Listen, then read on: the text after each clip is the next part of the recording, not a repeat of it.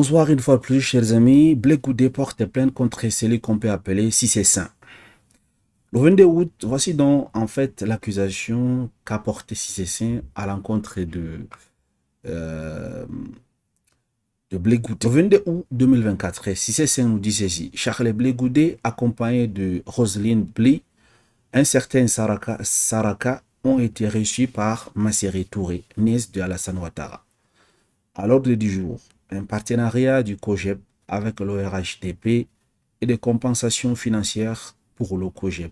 Pourquoi Blé Goudé a honte de ça? Donc c'est suite donc à cette accusation que Charles Blé Goudé est allé porter plainte le 27 août mardi dernier, c'est-à-dire hier, à la plateforme de lutte contre la cybercriminalité pour son audition en sa qualité de plaignant.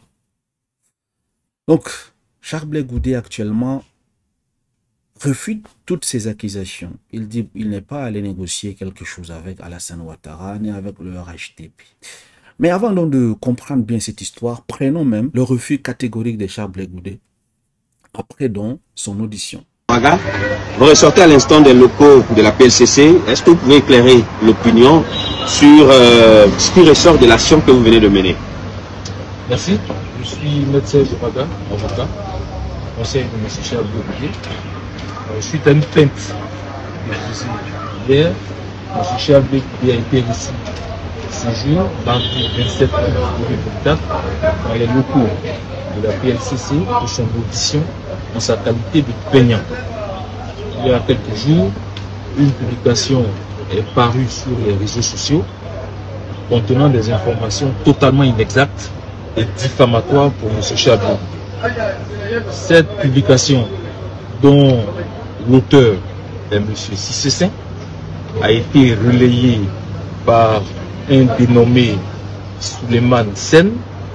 Cette publication fait état d'une prétendue rencontre entre M. Charles Blé Goudé et Mme Masséré Touré, secrétaire générale de la présidence de la République. Rencontre au cours de laquelle M. Charles Blé Goudé aurait sollicité un partenariat avec le RHDP et demandé le financement de son parti. Cette publication est un ramassis de contre-vérités.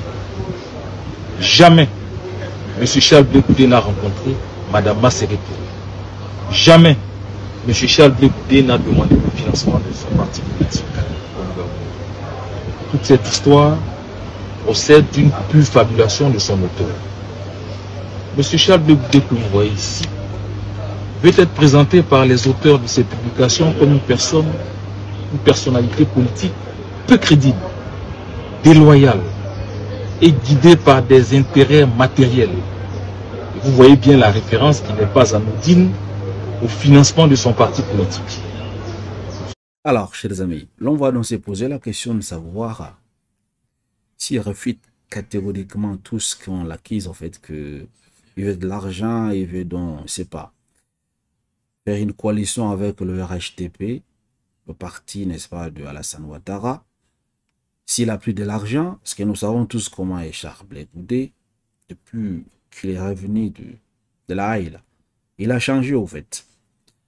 Et si c'est le cas, on se pose la question de savoir s'il porte plainte à tout le monde. Pourquoi dernièrement, M. Bakongo dit qu'ils mangent ensemble au fait? Ils se connaissent, c'est dans la même famille. Pourquoi il n'a pas porté plainte contre donc ce M. Bakongo? Suivons la suite. Charles Blé Goudé ne saurait tolérer de telles atteintes à sa réputation et à son image. Souvenez-vous qu'il y a quelques années, M. Charles Blé Goudé avait vu sa réputation et son image ternie par des accusations portées contre sa personne à la Cour pénale internationale, d'où il est sorti blanchi et lavé. Et aujourd'hui totalement réhabilité, il ne saurait permettre à quiconque de salir une fois de plus sa réputation, son honneur et son image. Donc voilà aujourd'hui le sens de l'action que nous avons portée devant les autorités compétentes. Toutes ces personnes qui ont tenu ces affirmations viendront s'expliquer. Nous supposons qu'elles ont les preuves de ce qu'elles avancent Et on verra donc, nous allons débattre donc de la véracité ou non de ces propos et s'ils ont un caractère purement et gratuitement diffamatoire. Mais, voilà. On a entendu, mais... Alors, chers amis, vous venez donc de suivre l'intervention de son avocat, au fait. Ils ont catégoriquement réfuté dans ces accusations. Ils ont porté plainte contre Cissé, qui est pour le moment un avatar inconnu. Mais on se pose la question, on demande à Charles Blé Goudé pourquoi il n'a pas porté plainte contre Bakongo. De diffamation, en fait. Parce que s'il va porter plainte contre ce monsieur, parlant, n'est-ce pas, de l'argent que peut-être l'ANIS d'Alassane Ouattara lui a donné pour soutenir son parti, le COJEP, il a refuté. Alors, c'est la même chose, puisque M. Bakongo a dit que Charles Blé Goudé mange ensemble avec eux. Donc, c'est la même famille. Chers amis, faites attention à qui est-ce que vous allez accorder vos votes. C'est dans 13 mois, en fait. C'est l'année prochaine. Donc, du coup, il ne faut pas que les gens viennent vous tromper. Parce qu'il y a des personnes, comme ils ont bien dit, comme l'avocat a parlé de Charles Blé Goudé n'est pas une personne matérialiste. Mais qu'est-ce qui le prouve? C'est ce que nous voyons. Il est matérialiste, en fait. Il cherche là où il y a ses intérêts. Il protège ses intérêts. Mais c'est mieux quand même de ne pas jouer les hypocrites. S'il veut se rallier à Alassane Ouattara, il le déclare. Il s'est rallié à Alassane Ouattara sans souci. Mais venir tromper les Ivoiriens que lui, il est indépendant, il est ceci, il est cela, il veut donc... Après, on va découvrir par la suite qu'il est des mèches avec le parti d'Alassane Ouattara. Ça ne va pas passer. Donc, faites attention et faites gaffe. En fait, vous essayez de voir un peu le comportement de Charles Blé Goudé. Si à chaque petite accusation, il va porter plainte, finalement, il va porter plainte contre tous les Ivoiriens. Si Laurent Gbagbo, de son temps, avait, je ne sais pas, les mêmes esprits que Charles Blé Goudé, peut-être il avait fermé tous les Ivoiriens. Tout le monde critique Laurent Gbagbo. Tout le monde a critiqué Laurent Gbagbo quand il était au pouvoir. Et jusqu'à maintenant, dernièrement, quand il s'est rencontré avec Alassane Ouattara, les gens ont parlé de diffamation, qu'il a pris quelque chose, Alassane Ouattara lui a proposé de l'argent, des choses comme ça, des trucs bizarres. Il n'a porté plainte contre personne. Par contre, Alassane Ouattara, si on le critique, lui, ce n'est pas les accusations, lui, ce n'est pas la plainte qu'il fait, c'est la prison directe. Donc, imaginez-vous un jour, Charles Blé Goudé devient président de la République. Étant donné actuellement, il n'est même pas président, lorsque vous essayez juste de porter accusation contre sa personne, il vous porte plainte. Imaginez s'il a donc tout le pouvoir, s'il dirige tous les pouvoirs, cela veut dire qu'il va vous enfermer.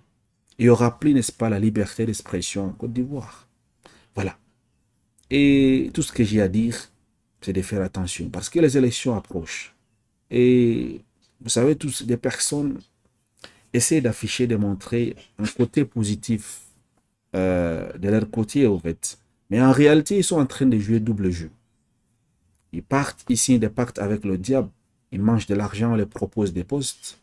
N'est-ce pas? Pendant les élections, c'est à ce moment que vous allez découvrir que bon, il vous a attiré dans son parti pour allier au RHDP d'Alassane Ouattara. Après les élections, lorsqu'Alassane Ouattara va gagner son 4e mandat, c'est là que vous allez retrouver dans les listes de nominations que Charles Blé Goudé, peut-être, je ne sais pas, Premier ministre, ou quelque chose, parce qu'il avait déjà négocié tout. Faites attention, chers amis, parce que les hommes politiques sont vraiment des manipulateurs. Sachez à qui donner votre voix. Et sachez qui voter réellement. Votez une personne qui est là pour l'intérêt de la Côte d'Ivoire et non une personne qui va prendre le pouvoir pour servir la France-Afrique. Merci de m'avoir suivi. Excellente journée à vous. À très bientôt.